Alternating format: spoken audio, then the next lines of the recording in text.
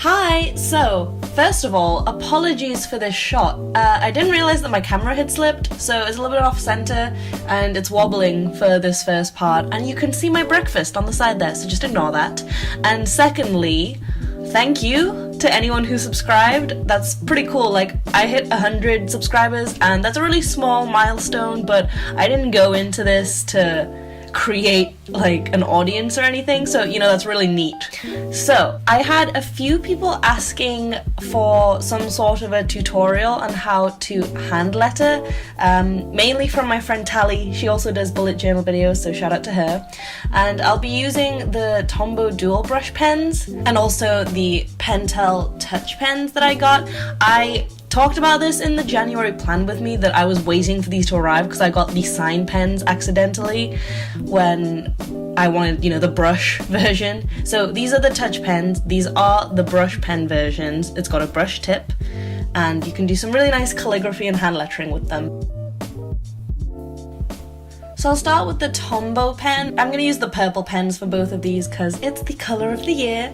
I don't know, I feel like there's probably better videos out there that explain how to do calligraphy and hand lettering, but I'm just gonna be showing how I do it, I think, and I'll be keeping this video for the most part in real time so that you can see how I do it, and you can see that it's kind of slow. Well, I don't know, I feel like I write a lot slower, but I write quite quickly. And I know that some people, they do write really slowly when they're doing calligraphy, but it ends up with a much nicer result because you're being very careful with it. One thing I'll mention is the paper as well. The paper quality can really affect how nicely you can write.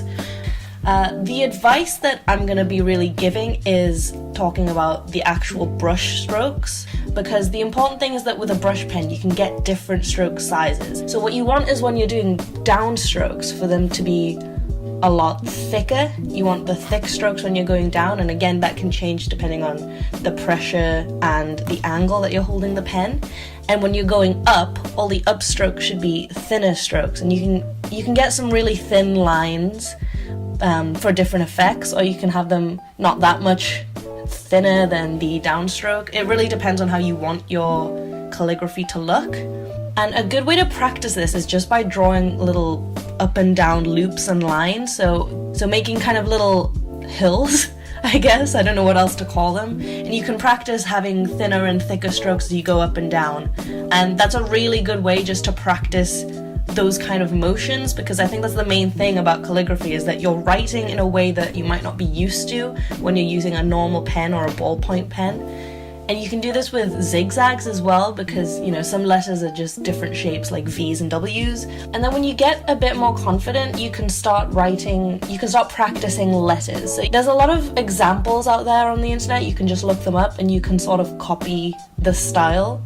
I know some people are better at copying than others are, but the idea is just to have some sort of inspiration in front of you. And if you're not confident yet with cursive, or, you know, having them joined up, you can practice with normal letters, the way you would normally write a letter, but practice with the hard downstrokes and the thinner upstrokes.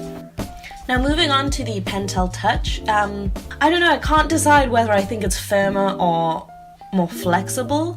There's something about it that makes it really nice to write with. And with this, you can practice even just writing with normal thin lines, and I don't know why I wrote tombo there when I meant Pentel.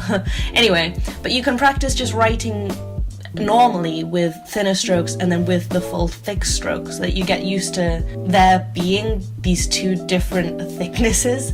What's the word? Depths? I don't know, what am I saying? And then even if you're not quite ready to go fully with cursive calligraphy, just writing them normally, like I did with the alphabet before, not joined up, but just doing each letter with the up and down strokes of different widths.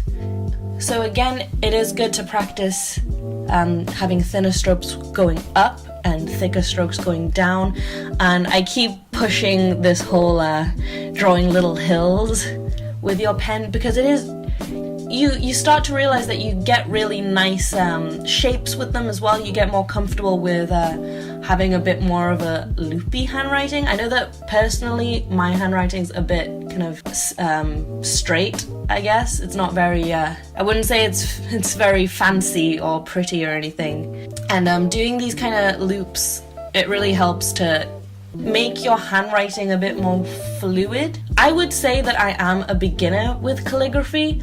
I'd like to say that mine does look quite nice, but I think that's down to my actual handwriting being, you know, a bit... I'd say I'd have nice handwriting. People at school used to tell me it looked like font. Every letter looked the same each time I wrote it, and I write better with a ballpoint pen, but I'm just giving the example here that even when I write quickly, I think my handwriting looks, it's not quite cursive, but it looks like it could be. So what I've been doing is, with calligraphy, I'm just writing in my own natural handwriting, but applying the different brush strokes, and I think that's a good way to start, especially if you think that you have quite nice handwriting. The easiest way to start doing calligraphy is to just write as if you would normally be writing, and just remember that anytime you're going down, it needs to be a thicker stroke, and anytime you're going up, it should be a thinner stroke.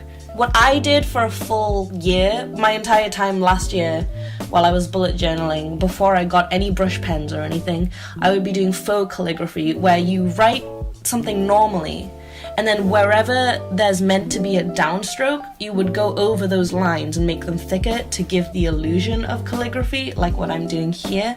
That also helps with knowing when your strokes are usually downwards, because I think you don't think about how your pen is going up and down when you're actually writing naturally.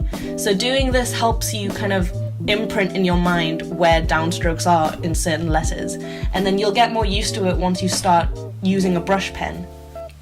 And again, when you get more comfortable, just practice doing the alphabet, practice doing different letters. You might benefit from doing them in different styles as well, and I know that there's so many different fonts, and obviously everyone's handwriting is different, so you might prefer the way one letter looks to another person's. So it really depends on your preference and how you like your calligraphy to look. I think I have a lot of experience with this kind of thing anyway, because I like to paint and I've been drawing for a long time. I prefer drawing in pen and painting straight onto the paper without any sketches or anything, so I had to sort of get used to using a brush.